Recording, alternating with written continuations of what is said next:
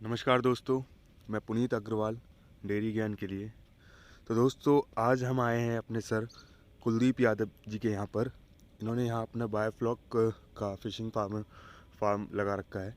तो आज इनसे विस्तृत जानकारी लेंगे कि किस तरीके से हमें बायोफ्लॉक का टैंक बनाना चाहिए, कौन कौन सी इनके पास में मछलियाँ हैं, किस तरीके से ये करते हैं, क्या ये पॉन्ड जो है इनका ये किस लिए बना रखा है, और साथ ही साथ इनसे जानेंगे हम जो साइड में इन्होंने अभी यहाँ पर एक कंस्ट्रक्शन वर्क चल रहा है अपना सीमेंटेड टैंक से ये बना रहे हैं, ये किस लिए बना रहे हैं, क्या इसका महत्व है, किस तरीके से इन्हें यूज़ करने वाले हैं, किस तरीके से टेम्परेचर मेंटेन करते हैं, क्या कुछ ये कर रहे हैं। तो चलिए वीडियो को शुरू करते हैं और पूरी जानकारी लेते हैं भैया से कि किस तरीके से ये बायोफ्लॉक के काम में सक्सेस पा रहे हैं। नमस्कार जी सर। नमस्कार जी।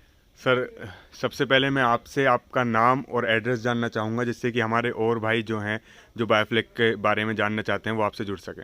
जी, मेरा नाम कुलदीप यादव है जी, और हमारे फार्म का नाम है यादव बायोफ्लॉक फिश फार्म। ठीक है sir. VPO Jamawari, tehsil Aansi, district Hisar, Haryana. बहुत अच्छे सर।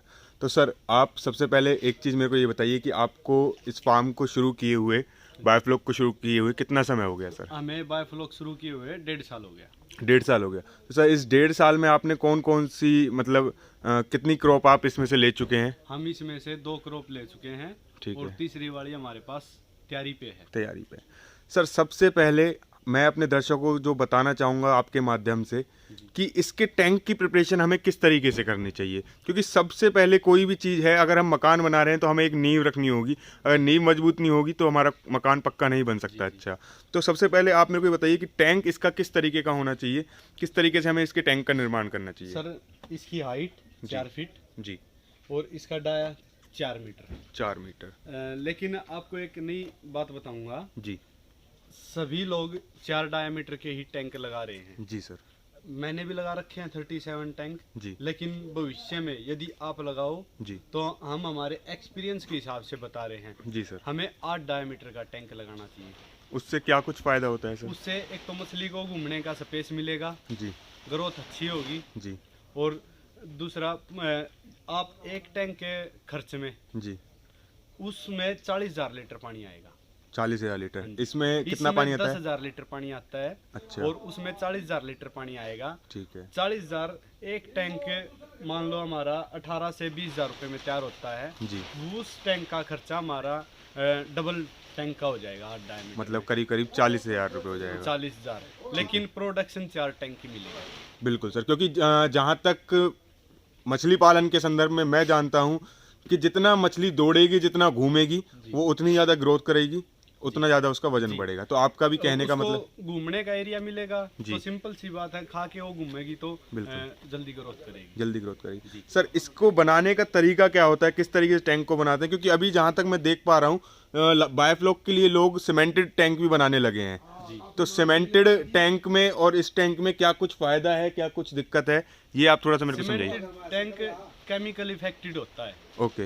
उसको पहले सैनिटाइज करना पड़ता है जी और 4 से 5 महीने उसमें पानी भर के, केले के पत्ते वगैरह डाल के, गोबर डाल के जी उसको सैनिटाइज करके फिर हम उसमें फार्मिंग कर सकते हैं। ओके। और इसमें हम डायरेक्ट बनाते ही फार्मिंग कर सकते हैं।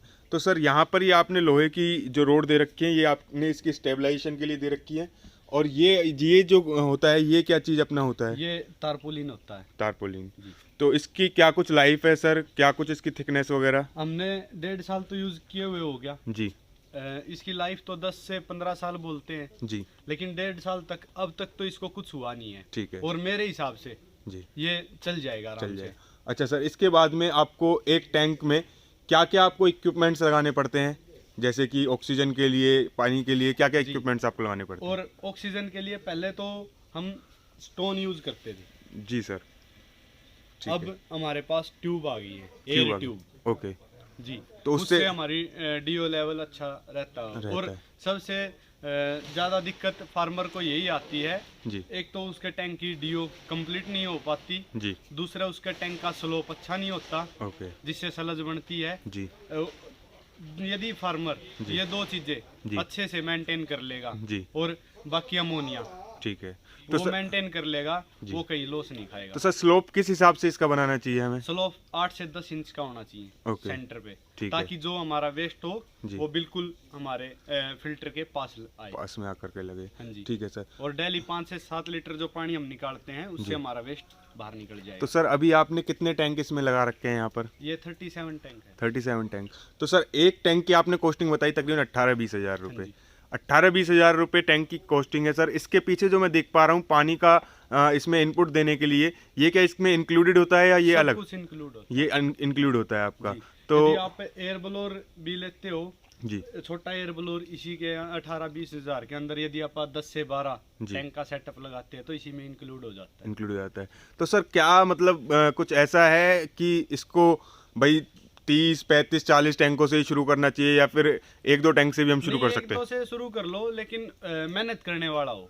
बिल्कुल। ये ना हो कि चाव में 1 या 2 टैंक लगा लिए, 1 महीना अच्छे से काम किया, उसके बाद उस पर केयर करनी छोड़ दी। तो सबसे बड़ी बात इसमें जहाँ तक मैं समझ पाया कि केयर मॉनिटरिंग पूरी चाहिए इसमें, और मॉनिटरिंग करने के बाद में आपको अच्छी खासी क्रॉप मिलेगी। तो सर आपने अभी इसमें कौन कौन सी क्रॉप अभी मतलब मछलियाँ डाल रखी हैं? मेरे पास मंगूर है जी, कवई है जी, सिंगी है जी, पंगास है। पंगास है। और लोग तो सर्दी में तो पंगास डरते भी नहीं, हमारे पास तो पंगास है फिलहाल भी सर्दी में टेम्परेचर में। तो उसमें कोई मोर्टेलिटी वगैरह कुछ नहीं, कोई एक आध का टेम्परेचर की वजह से यदि हम शाम तक नहीं संभालते हैं जी, तब कोई चांस, वरना कोई चांस नहीं। तो दोस्तों मैं आपको दिखाना चाहूँगा, जैसे कि आप ऊपर देख पा रहे होंगे सर ने टेम्परेचर मेंटेन करने के लिए ऊपर ये हट टाइप से बना रखा है, और साइडों में आप जहाँ तक देख पा रहे होंगे, मैं दिखा देता हूँ आपको, पूरा इन्होंने तिरपाल लगा करके कवर कर रखा है। अगर बाहर के टेम्परेचर और यहाँ के टेम्परेचर की आप बात करेंगे तो बाहर आप ठंड महसूस कर सकते हैं, पर यहाँ पर अगर आप अपनी जैकेट भी उतार दें तो आपको ठंड नहीं लगेगी। तो सर अभी जो मतलब हम बात करें, अगर आपने कवई इसमें डाल रखी है तो कवई का बच्चा कितने का आपको पड़ता है और किस तरीके से आप उसे मतलब इनिशियली ला करके क्या कुछ करते हैं आप? ये कवई बांग्लादेश की होती है जी, और ये कोलकाता से सप्लाई होती है। यदि हम बच्चा लाते हैं वो मौसम के हिसाब से, समय के हिसाब से रेट होते हैं जी, सीजन के हिसाब से। जैसे अब कोई पंगास लेना चाहे तो मिलेगी ही नहीं। अच्छा सर, क्योंकि पंगास की ब्रूडिंग अब फिलहाल बंद है जी। तो सर इसके बाद में जैसे आप, मैं क्या समझूं कि एक क्रॉप को तैयार होने में तकरीबन कितना समय लग जाता है सर? 5 से 6 महीने। 5 से 6 महीने। उसके बाद में सर आपको मतलब क्या हम समझें कि क्या रेट में आप उसे सेल कर पाते हैं? और मार्केटिंग किसी भी चीज़ का एक बहुत बड़ा इश्यू होता है। जैसे कवई है जी, कवई का अब मेरे पास आधा एकड़ तालाब भी था, उससे निकाली है जी, मेरा 300 से प्लस भाव बिकी है। ओके सर, 300 से डाउन तो कोई बिकी ही नहीं। ठीक है। मंगूर है, मंगूर का यही 70 से 100 चलता रहता है, अप डाउन होता रहता है जी। पंगास भी 70 से मान लो 120 जी।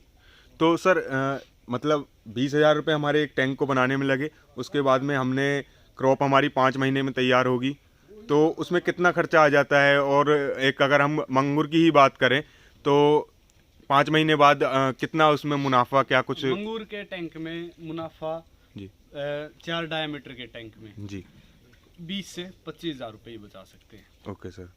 मोर्टेलिटी कोई इसमें मंगूर में ज़्यादा होती है या किस तरीके से? नहीं, ऐसी कोई इशू नहीं है जी। वो ट्रांसपोर्ट में होती है जी, जैसे ट्रांसपोर्ट के लाने के तरीके जी, या फिर हम बच्चा किससे ले रहे हैं जी, और जिस बंदे से बच्चा ले रहे हैं वो बंदा विश्वसनीय है भी जी, या फिर वो गलत बच्चा देने लग रहा है जी।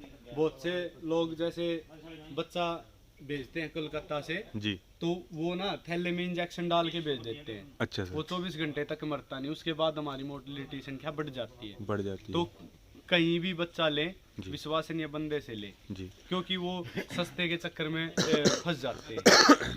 तो सर एक चीज़ और मैं जानना चाहूँगा, जैसे हम पॉन्ड में अपनी जो फिशरी करते हैं और यहाँ बायोफ्लॉक में जो हम करते हैं, इसमें क्या कुछ फ़र्क, कुछ ग्रोथ जल्दी करती है इसमें मछली, या फीड में कुछ बचत होती है? किस तरीके से, मतलब किस तरीके से? तो वाटर सेव जी, पानी बिल्कुल की बचत जी, दूसरा एरिया, जगह की बचत जी, और 1 एकड़ में जितनी हम प्रोडक्शन लेते हैं जी, वो हमारी 8 से 10 टैंक में आराम से मिल जाएगी। 8 से 10 टैंक, और 8 से 10 टैंक का सबसे बड़ा फायदा जी, ये हमारा अंडर कंट्रोल होता है। बिल्कुल।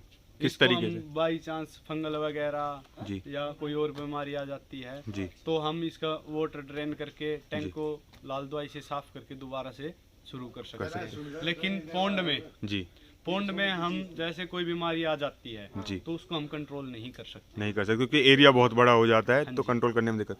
और सर फीड में भी कुछ फर्क होता है कि हम जो पॉन्ड में डालते हैं और एक बायोफ्लॉक के टैंक जी, में डालते हैं? बिल्कुल होता है। किस तरीके? पोंड का जी। जो FCR होता है जी। वो 1.7 का होता है। ओके सर, 1 किलो की मछली तैयार होने में 1 किलो 700 ग्राम खाना खा लेती है। ठीक है सर। और बायोफ्लॉक के अंदर जी मंगूर का जी। 0.9 ओके सर, यानी 900 ग्राम खाना 900 ग्राम, लेती है। ठीक है सर, और मछलियां हैं उनका FCR 0.7 है। ठीक है सर। जो तालाब में 1.7 है वो अपना यहाँ पे तो अगर हम 0.7 मांगुर की ही बात करें तो ओवरऑल कम से कम हम माने तो 800 ग्राम का फर्क आ जाता है। जी बिल्कुल। ठीक है सर। और सर एक इसके संदर्भ में, बायोफ्लॉक के संदर्भ में जो बोली जाती है बात, वो पीएच मेंटेन करना, TDS, अमोनिया, ये सब चीज़ें मतलब क्या हमारे जो हम व्यूअर्स हैं हम उन्हें बताना चाहेंगे कि इस तरीके से आप इन चीज़ों को कंट्रोल कर सकते हैं और आपको बायोफ्लॉक में कभी दिक्कत नहीं आएगी।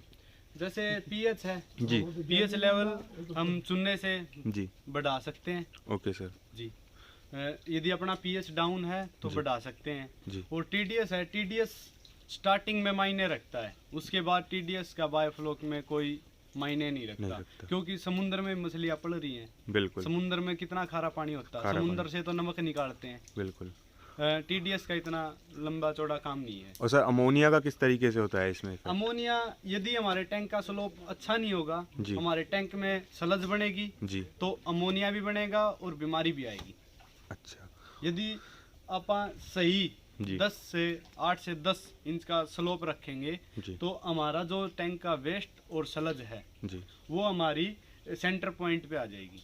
ठीक, सेंटर पॉइंट पे आने के बाद जो हम डेली 5 से 7 लीटर पानी ड्रेन करते हैं जी, उससे वो वेस्ट निकल जाएगा, तो अमोनिया हमारा बनेगा ही नहीं।